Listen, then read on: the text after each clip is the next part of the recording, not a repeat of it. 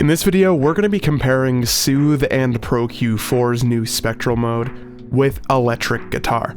I got a comment suggesting I should do this because it's kind of like a more realistic use case of either of those two plugins, and I thought that was a great idea, so we're going to check it out here. So right now I have this guitar loop that sounds like this, and there's a really harsh frequency in here.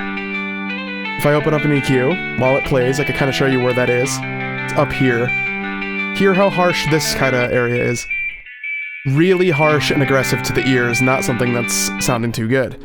But fortunately, that's something that Soothe usually helps with, and of course now we have Pro Q4's new mode as well, and we're going to compare how the two of these kind of take on a sound like this. So starting off, I'm going to open up Soothe, and we're going to mess with our settings while this plays until we get it somewhere that I think sounds nice.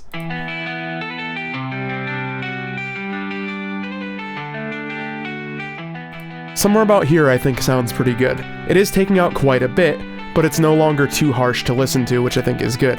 So now what we're going to try to do is match this with Pro Q4 and then listen to them without commentary to see what we think sounds better.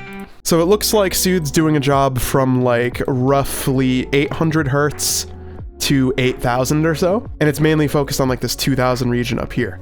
So we're going to try to match that with Pro Q4. So I've opened up an instance of this here, and we're going to try to dip it at about 800, and we're going to expand that all the way to 8,000, which is about here, in between these two lines, kind of. Something like that. That's about the job that Soothe was doing. So now, if we take this down through dynamic range, and then press our spectral button, this will now be doing the job of Soothe, and we can control how much while we listen to it. So make sure Soothe is muted, and now we'll give it a go.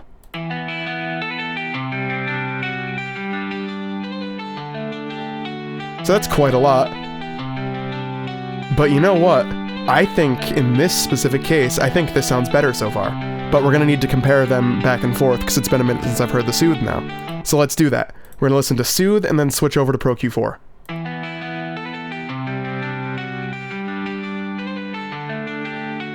Switching. I think we're taking a bit much here. That is quite a lot, but do something like this. Now compare it back and forth again.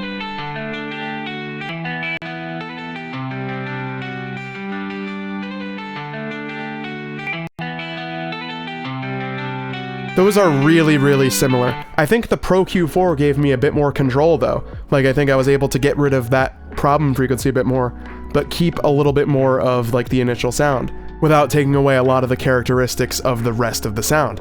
And that's a problem usually.